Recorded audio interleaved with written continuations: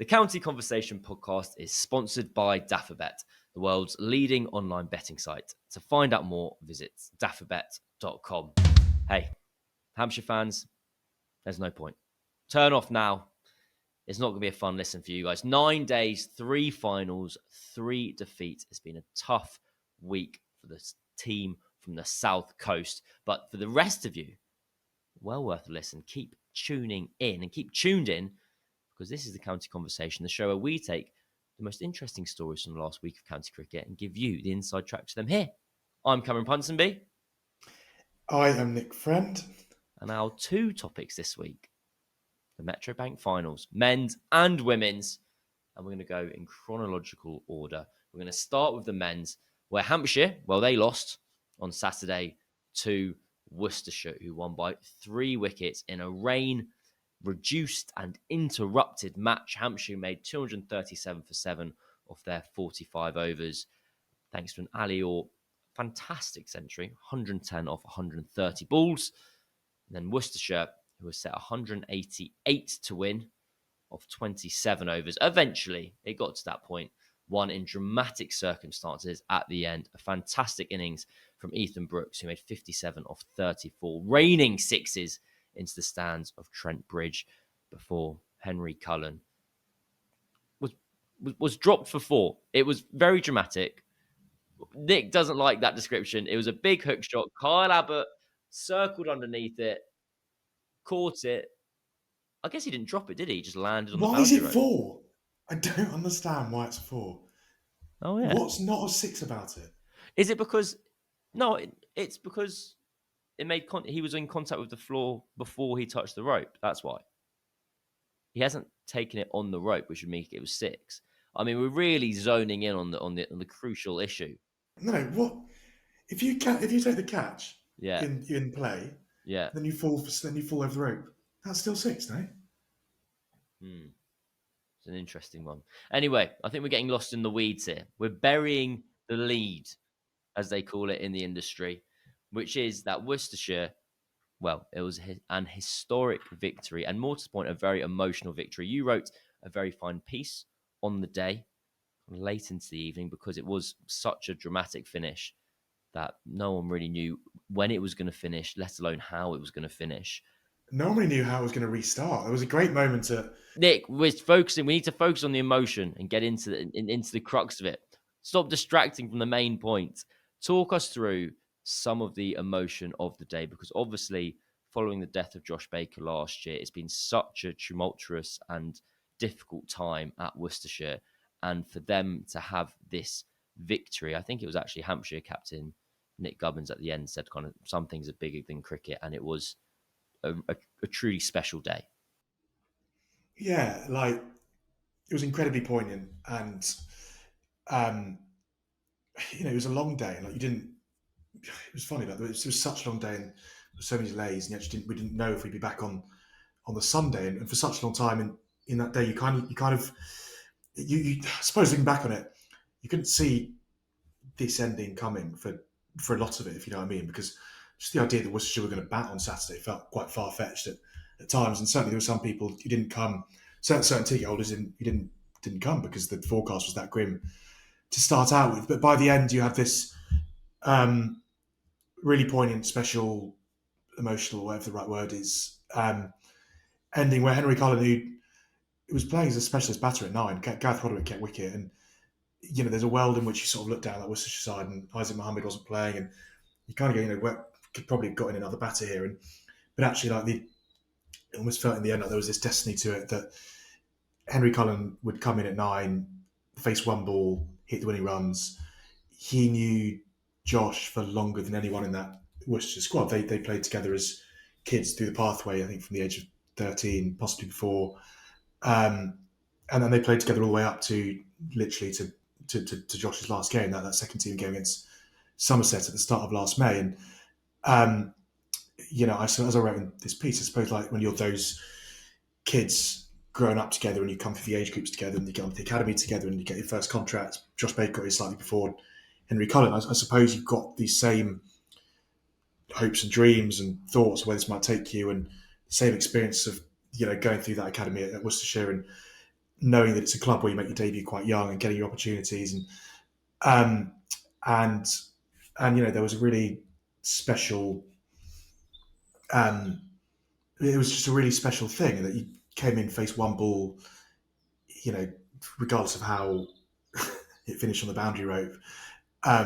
It was Carlin hit those winning runs, and Matthew Waite, who's a big deal broader and taller than this sort of young keeper, sort of ran to him, like literally just picked him up and spun him round, and it was it was just a really special thing. And it kind of there were two guys playing that in that game on Saturday who also played in that Somerset second team game last year. And the other one was Ethan Brooks, who, as you say, was ultimately playing the match and ultimately swung this final from feeling like it was on the verge of being out of reach of Worcestershire. And I actually got a text from a former Worcestershire player during that chase and just said that literally just said all on Brooks here, because everyone at Worcestershire kind of seen what he's done all season.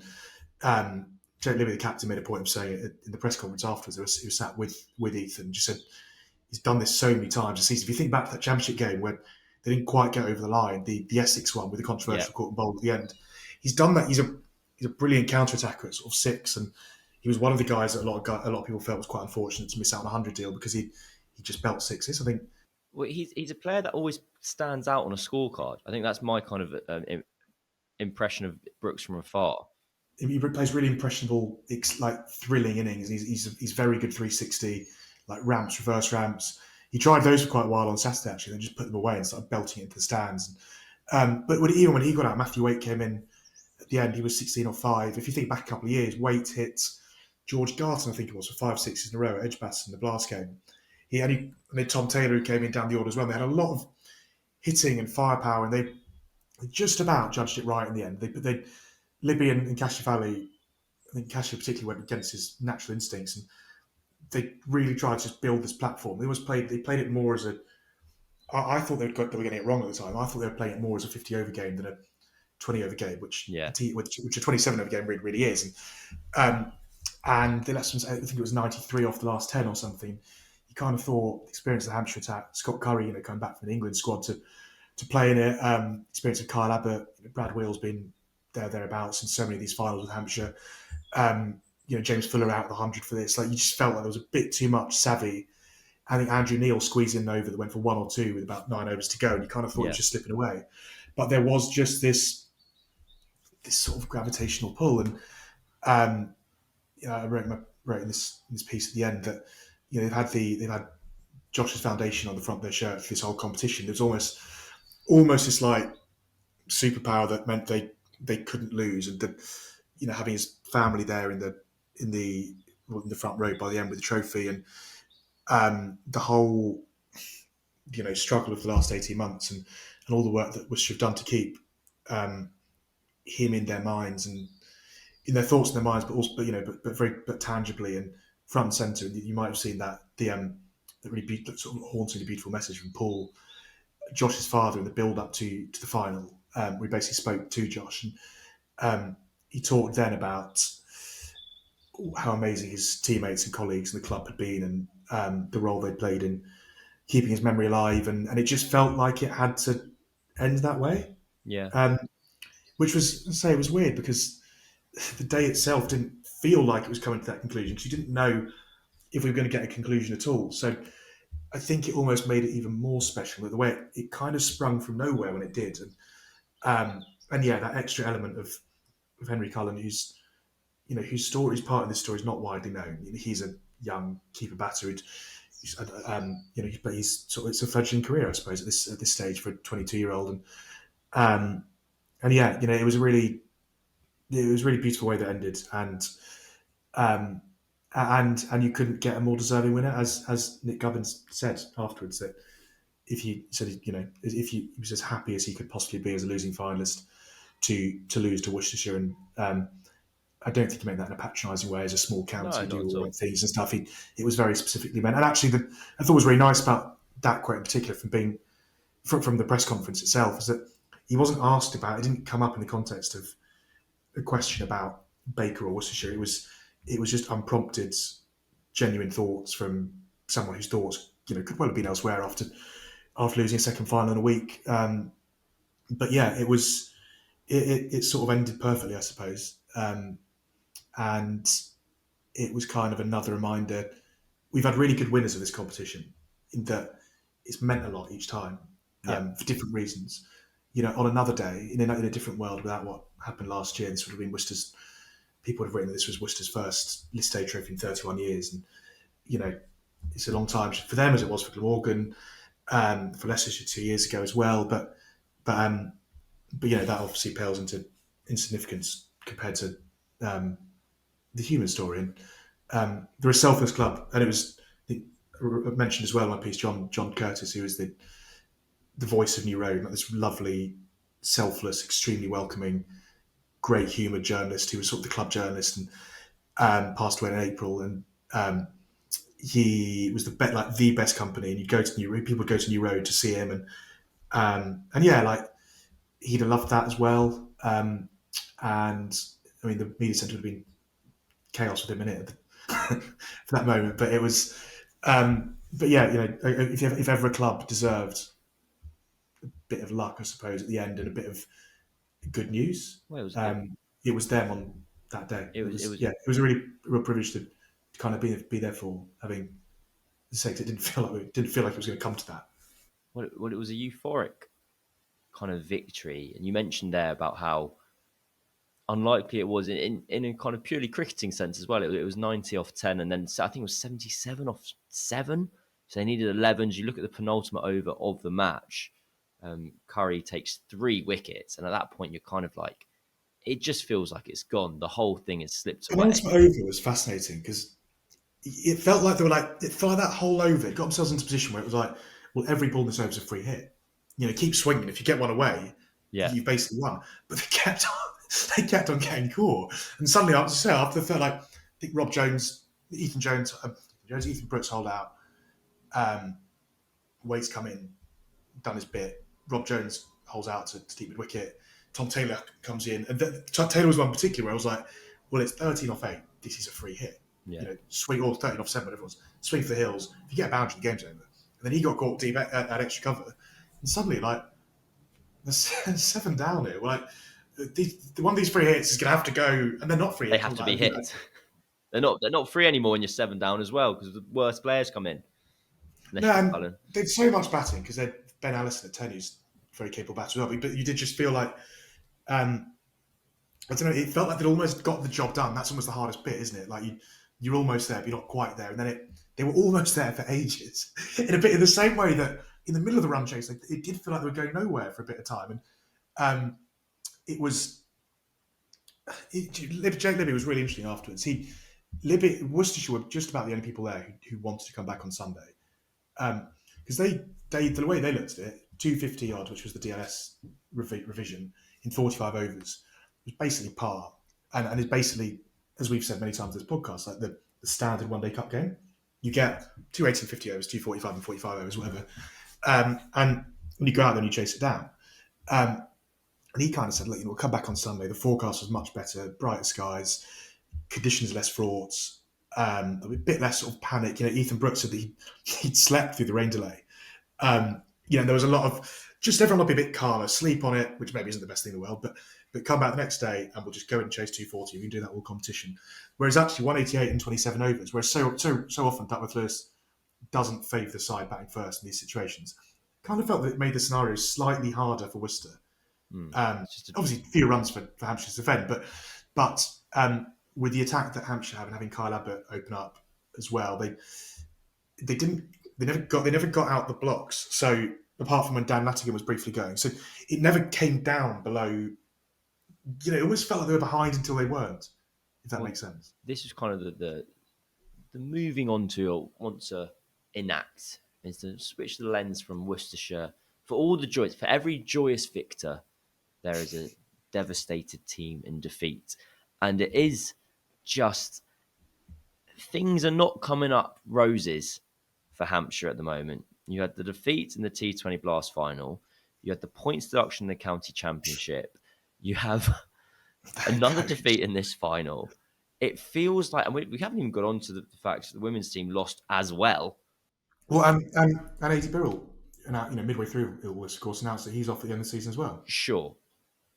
Amongst all of this, for them, there just feels like there's this gravitational pull of Division Two happening to Hampshire at the moment, where no matter what happens, no matter what they try and do, that trap door is just circling. And is this the impression we have from the club itself? How are they holding up? Oh, no, the one thing I would say on the Hampshire and the One Day Cup is I honestly don't think anyone has treated it better as a competition than they have, I'm or not got it. interested in historic success stories, Nick. We're getting down into the morale of the week. I'm not talking historic. What I meant actually was that, looking at Saturday, Scott Curry is a product of, of initially that competition. Ali Orr has had a pretty, mediocre year and a half at Hampshire.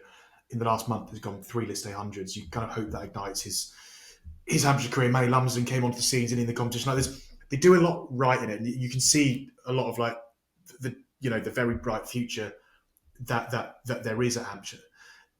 But there was some quotes from Eddie Birrell, weren't there, last week, saying during that Somerset game where they batted tremendously to avoid what would probably been probably been a terminal defeat, because so they batted a day and a bit, didn't they, against Somerset on a Turner, Yeah. basically going at 1.5 and over to survive. They did that 8 down at the end, and that took a lot of that. I think that took a lot of guts. So I think if you take that and look at it and go, you will actually say they're probably holding up all right, because teams that are gone would not have survived that. That said, Eddie Birrell did say midway through that game, we're very anxious at the moment. We're not used to being in this position, which didn't fill me with confidence as an outsider. But look, they've got to. It'll be interesting to see. We're recording on Tuesday afternoon. The game will probably just be starting when if you're listening to this on Wednesday. And it'll be interesting to see the pitch that is prepared at Utilita for the game against Surrey, because if I were, You can't make it that spinny. You got the points deduction looming. I'd almost go the other way. I mean, it's easy looking at it and go, well, they've got Washington in, they've got Liam Dawson back, they're going to produce something that rags. I would be very tempted, if I were Hampshire, to play the percentages and say, we are going to draw this game, and we're going to get we're going to get some batting points, whatever, and we're going to basically going to back the fact that there won't be a high scoring draw between Yorkshire and Durham, because as you said, you don't want to get into if you don't get into a shootout when you know that you can't really afford to lose. If Hampshire lose, they need Durham to lose by more, effectively. I think Hampshire would be fairly confident that if they can do what they did against Somerset and come away with a draw at least, then they'll be safe. But as you say, the last 2 weeks have it's felt quite doomsday, isn't it? There's just this sort of whirlpool that they've been, that's just sort of like dragged them at every turn. On another day, they win that. On another day, Kyle Abbott takes that catch, stays on his feet, and suddenly it's 4 off 2, 8 wickets down, and they come out winning by 2. And a week earlier, Will Smead doesn't play, by his own admission, probably the knock of his life. And Somerset don't chase down a record total in a blast final. And we're sat here talking about a white ball double with a nice game against Surrey to finish a pleasant county championship season. Hey, well done, lads. What a year. What a year that is. You got nothing.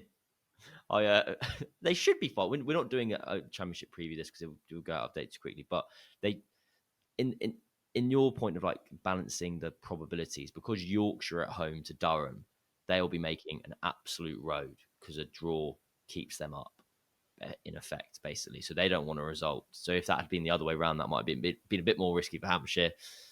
Take your batting points, bat well. And you know what? Let's do the segue into the cricket draft on that note, because it is relevant. Hey, Nick, you'll never guess. Sorry, someone overseas.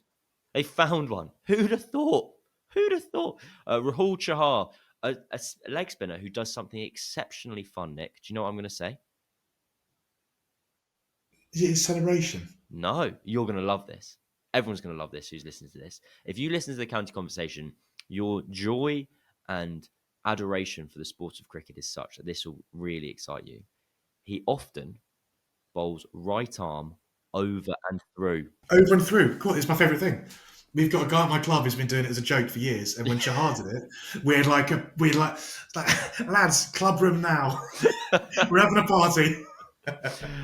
Get him in. It's Rahul versus Washi down at the Utilita.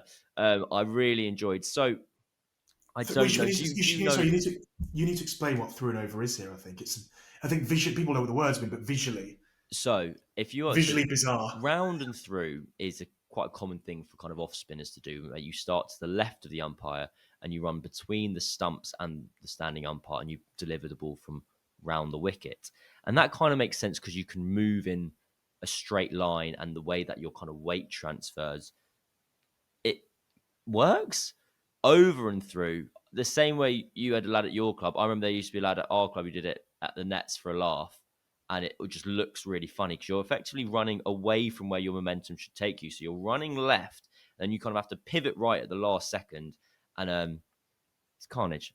There's You have to completely jump back on yourself. It it look the best way I can describe it is if you're driving down the motorway and then you're about to take a left turn, yeah, but you forget to go into the left lane and you get as late as you possibly can and have to swerve back in quite dangerously.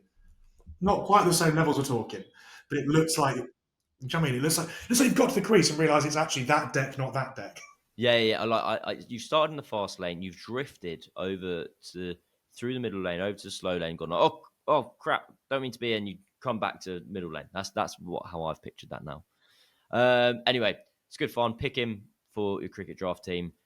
It'll be a laugh. He's got quite a good red ball record. He last played He's a not red played ball. a Red Bull game for about 340 days. I was going to just say a year, but there we go. It's all different. I did enjoy. So, in case you're wondering, I don't actually know what the exact rule here is about whether clubs can sign a player for just one game. Sorry, the sneaky guys that they are, actually registered him for all three of these final fixtures. You've not. The surprise on your face means that you haven't read the club statement that they put out. I'm very disappointed in your lack of research. He had been registered but wasn't required for the matches against Nottinghamshire and Warwickshire, so was not selected. There you go. So he's been on the books, ready to go. You're looking at me like you don't believe me. I promise you that's true. I believe you. I'm just Are intrigued. you just thinking about all the conversations you had with Surrey communications teams where they said we haven't signed anyone? Because I was thinking about those as well. I That's was really exactly thinking about those. that's exactly what's going on. Oh, it's possible. It's possible. Wouldn't rule it out. But do you reckon? I reckon Alex Stewart might just not talk to our contact at the club. When I say our contact, it's the contact for the entire media. Anyway, there we go. What can you do? That's so thrown me. I reckon there's a fair chance Alex Stewart has just done it and not told the wider world. There's a bit of PR management. We don't need the overseas. It's fine. We're going to go through the last three by ourselves. We always had him, and now we need him. Rightio. You know what? Let's take a break, and then we'll come back for the review of the women's final. The Cricketers' award-winning team brings our subscribers news, features and insight on county and international cricket every single day. You can try us now by signing up for £1. Yes, you heard that correctly, just £1 at thecricketer.com/digital.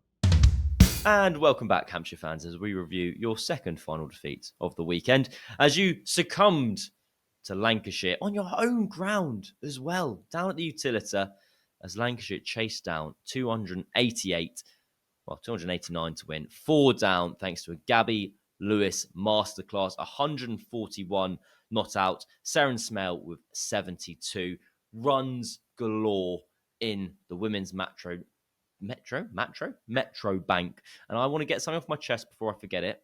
It's now being amended, but there was a point in time, about an hour before we recorded this, where I went onto the YouTube of the ECB, and the headline and thumbnail of the men's final was Ali Orr scores stunning century, and the thumbnail was a picture of him in a match where his team lost, which is ludicrous, and there was no women's highlights at all. But they are amending that now, I do believe, after we got some wheels in motion, which is very frustrating. And it just, I don't mean to set this off at a negative tone, because I've been thinking a lot about my thoughts of the women's Metro Bank, the first year of Project Darwin, and I reckon we disagree slightly on this, Nick. I thought the beginning was genuinely phenomenal. I think we'll agree on that. I thought it was the first half of the One Day Cup was so much fun. I really enjoyed covering it. I enjoyed following it. I enjoyed seeing the storylines develop. I enjoyed the stand of the cricket. Everything was just good. It felt like that every match had meaning. And then just like the end has really frustrated me and kind of just sunk me back to like, are people caring about this the way they said they were? I'm still at a complete loss that the England players were unavailable for the final stages of the competition. I think it's genuinely ludicrous that Lancashire potentially, basically, Gabby Lewis stepped in for Emma Lamb. That's what's happened here. Like, Where do we disagree? oh, okay, perfect. I'll keep going. Emma Lamb has had an historic season, which has forced her way back into the England international grouping and for the squad for the World Cup. And so that's the importance, that's the gravitas you place on the competition at the beginning of the year. And by the end of the year, you place so little gravitas on it that the reward is, oh, you don't need to play in that. We're going to go and have some nets. And like, I did this stat and I told you this stat before. And look, this is not, there's no world where the women's game should be trying to copy the men's game necessarily in terms of its further route of professionalization. Like the what's the word, saturated nature of the men's fixture list shouldn't be a desirable thing. But they left for the World Cup to go to this training camp in Abu Dhabi 3 weeks before their first fixture. If you take that into comparison of when England's, I did the thing wrong. I did England's like white ball series, not the World Cup. The men's first T20, first white ball fixture against Sri Lanka in January. If you go back 3 weeks from that, they haven't even played at Sydney yet. They're playing in Melbourne, like in the Ashes. Yeah, it's bonkers that they took 3 weeks out when these players could have just been at home playing in these high pressure environments in this competition that you've given so much credence to, and instead it just left feeling a bit kind of underwhelming and undermined, more to the point. Yeah, and I also think you can be flexible. Look, you don't arrange these training camps on the drop of a hat.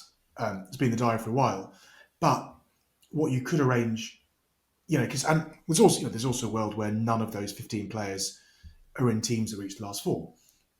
Let's say, but equally, once you've got, I think it was seven players among the losing semi-finalists, and so Surrey and the Blaze, and a further 4 players in the final.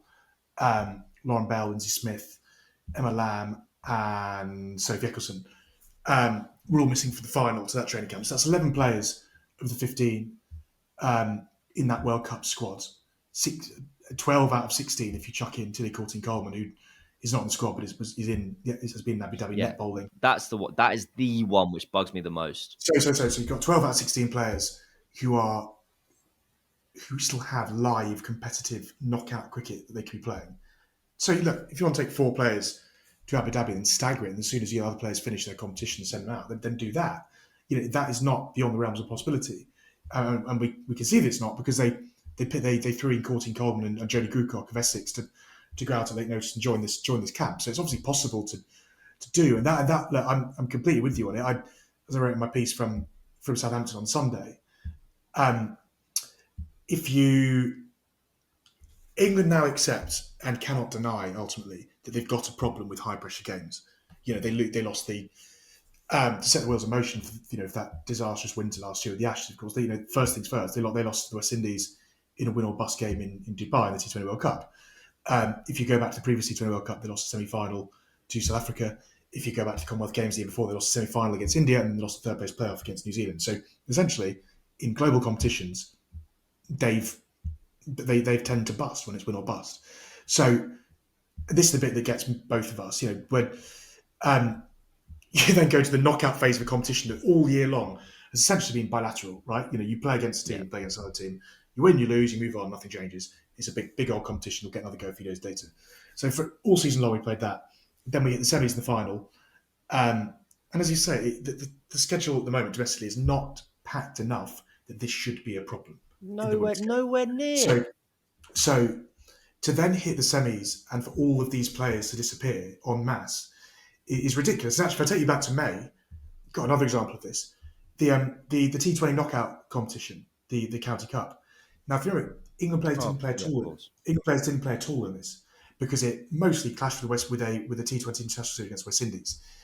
The County Cup had a lot of pros, and it wasn't just bring in tier 3 teams, bring in getting the national counties to play against the first class counties and saying, oh, isn't it nice to have the FA Cup, the CG Trophy, whatever. One of the real potential bonuses was that it was a completely knockout competition.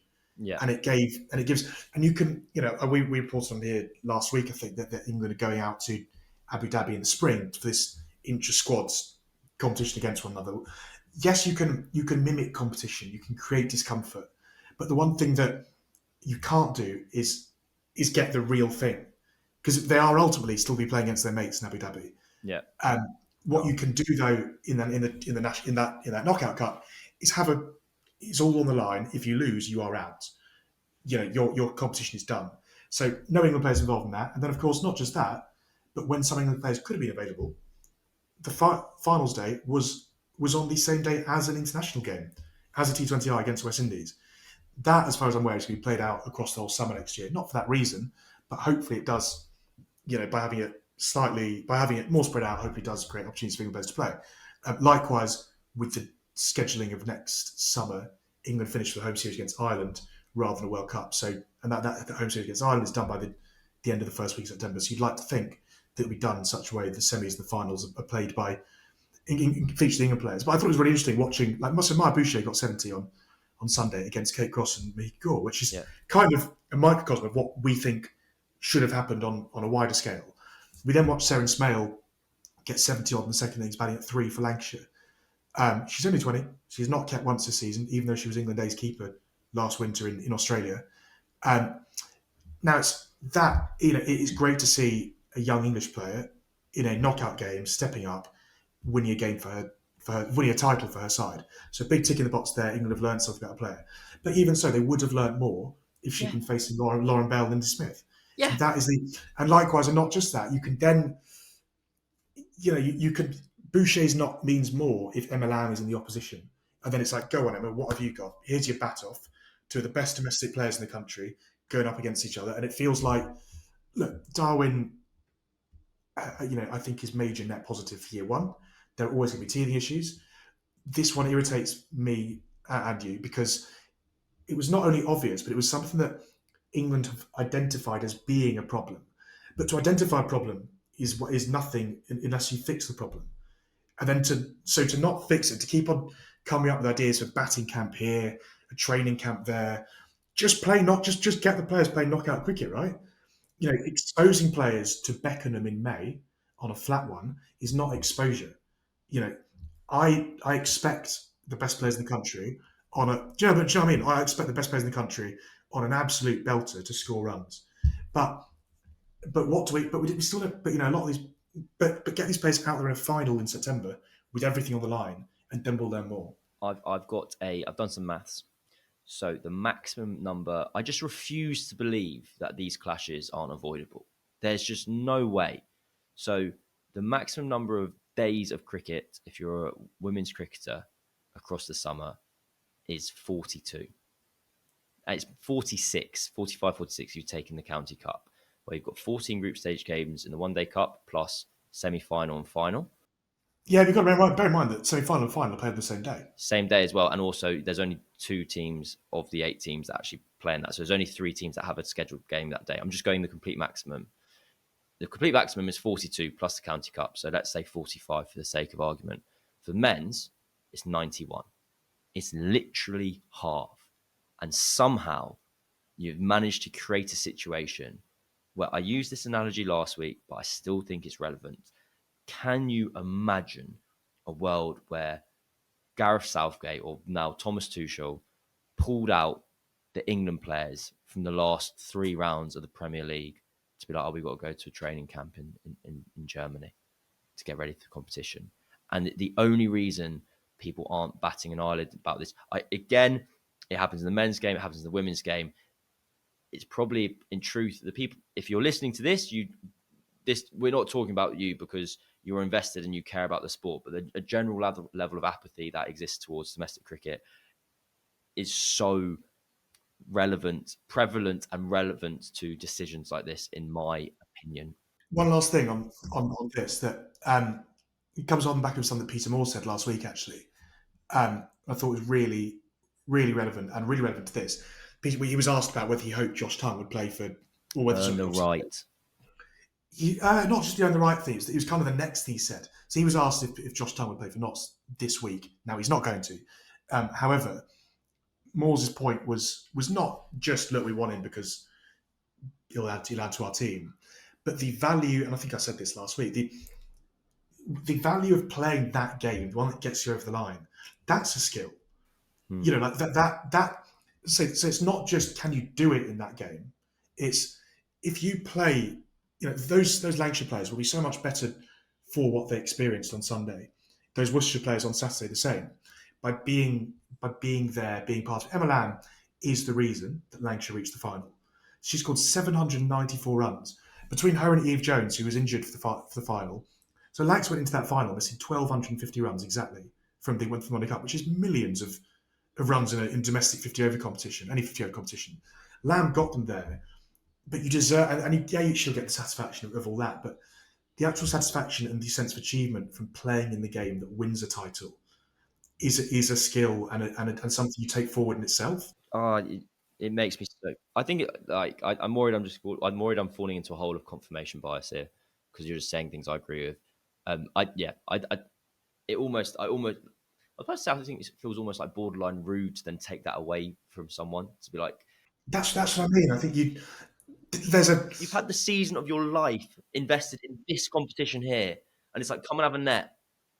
Yeah, I think we can get at times, you know, maybe this is wrong, and maybe this is me being pretty small time with it, but like, I know that everyone wants to play for England, and I know that everyone sets out to reach the pinnacle, but within that journey, I think you do have to remind yourself that players are humans, and the chance to win a trophy with your mates on that one day, when Emma Lamb retires in 10, 15, 20 years time, whatever it is, she will not look back at September 21st, I think it was, and go, God, I had a good hit in Abu Dhabi. You know, but she would absolutely go. Made a warm-up match against New Zealand. That day at the Utility Bowl, where we chased 290 with my mates, you know, that's the one that sticks you. And yeah, like as you said, it feels borderline. And you know, maybe I don't get it because we're not in elite. We're not elite athletes or performance directors, whatever. I can't get that. If someone said to me, "You can't play in your club's title decider because we need you to, I don't know, we need you to go and score for the twos or something," like, we all want to get in the twos. Absolutely not. Like, it's, you know, you've earned the right. You deserve the memory. You deserve the chance to create that memory, I suppose. And yeah, you know, on like on a human level as much as the cricket one, I don't get that because it's the kind of decision that would, in my head, like breeds resentment. Maybe it doesn't. Maybe I'm wrong, but I agree, but maybe that's an insight into how we think more than anything. Gabby Lewis, I think from men's side of this episode, we've kind of gone more small picture and we focus on the match and Worcestershire as a whole, and Lancashire. Lancashire, the women's side, we have gone a bit more big picture here. But just to give a bit of kind of double down the praise of Gabby Lewis, 140 not out as a player who's effectively been signed to replace the player who's been doing the business is a hell of a knock. I also love the fact she was able to say afterwards that she had recognised that the standard was higher than in previous years where she played on the Hey Ho Flint Trophy. And I think that's an amazing thing to say after you've got 140 not out and go, okay, you guys are really good. You guys are getting better. You guys are getting better, honestly. Well, you know, and I followed up, and I didn't mean it like that, but I said to her after she said that, I said, you know, we've seen 1 million runs in this competition. But I said, you know, obviously the batting, we've seen great strides, the batting and the pitches and the grounds and all that stuff. I said, like, you know, is it an all-round thing? It's very quick to add that the bowling has also improved. Got to be very good player to score runs out. Very good player. You got to be a serious player. But actually, I would say it spoke as well to the pro. I thought Lewis Asani at all spoke to one of the major improvements we've seen through Darwin, which is the counties behind these teams caring and getting it. I'd agree with You that. would not have seen a replacement for MLM, I don't think, at Thunder, or let's say the equivalent regional side at the time. I think actually to have the forward planning rather, to go, we're losing Emma for these games here. We need to, if we're going to win this thing, we need to replace with a proper player, to go and sign someone who then makes a. It was pretty chances. I mean, a couple of pretty close run-out calls, but apart from run-outs, like she played really well alongside Sarah Smale, and yeah, that I think it's good to get external confirmation. As much as we joke about it, to have a player come in from beyond the system and say she called it the best setup she's been part of, talking about Lang specifically as well. That is good to, that is good for the game to hear, I think, and I don't think it's a bad thing actually for an overseas player to come in and play the knot that wins the title, because yeah.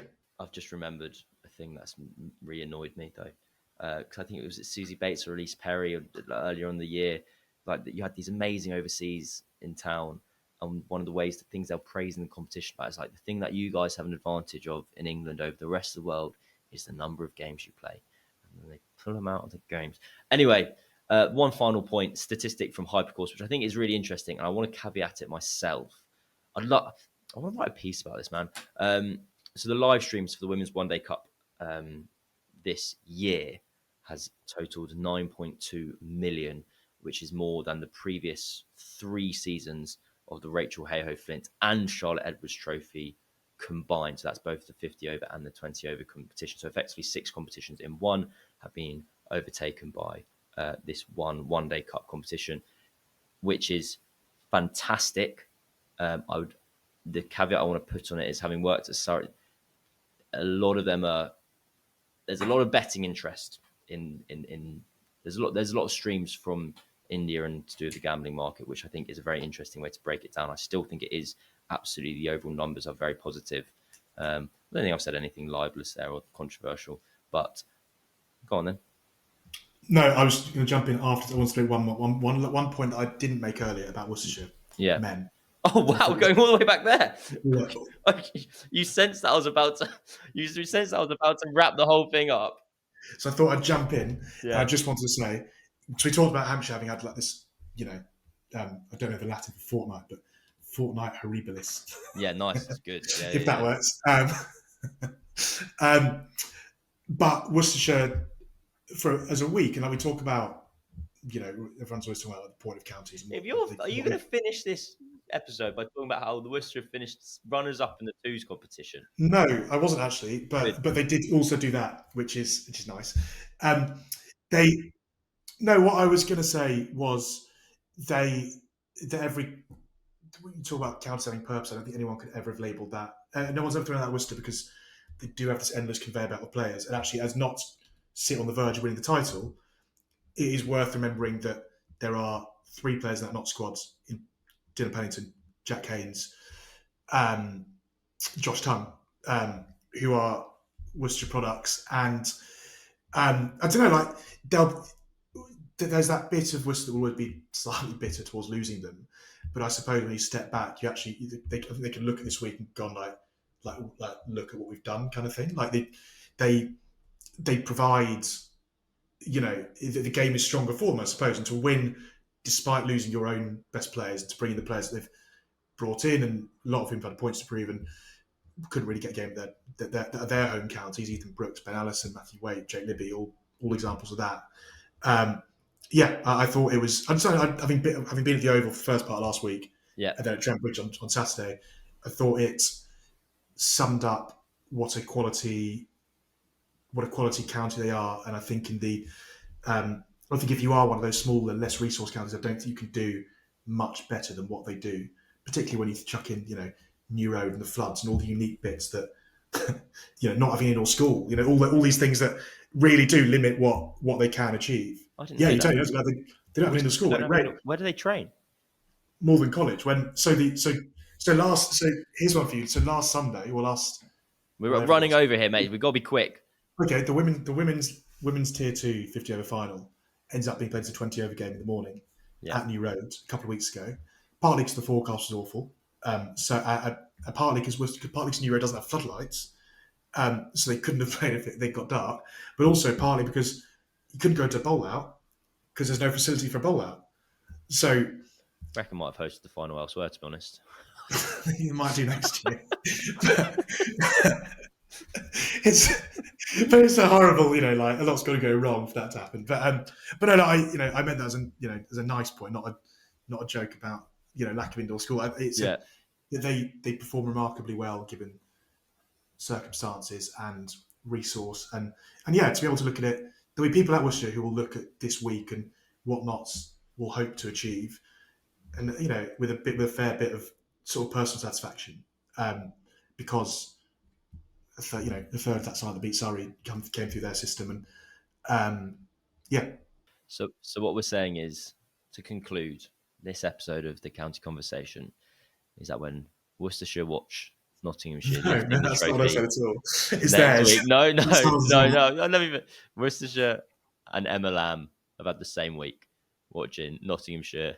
No, because Worcestershire ultimately going to finish bottom of the same division, but I just thought it was a worthwhile point to make, and that we talk about. I don't know. I thought it was one of the other lovely things about they're doing good stuff. I think that's your point. Good people doing good things. Nice story. Lovely. Well, congratulations to Worcestershire. Commiserations to Hampshire. Congratulations to Lancashire. I cannot explain why the Women's One Day Cup really boils. I was supposed to say my bones there. Gets under my skin. It really, really irritates me. But hey, passion and caring is a good thing. Maybe. Who knows? The County Conversation podcast is sponsored by Daffabet, the world's leading online betting site. To find out more, visit daffabet.com. Nick, thank you as ever. Me, thank you as well. Thank you for those who are listening. And we'll see you and speak to you early next week. We're going to try and record on Sunday to get this final county championship review in the tank, in your ears, in your eyes. So we'll see you and speak to you again very shortly. In your boiled bones. In your boiled bones. What a romantic way to end.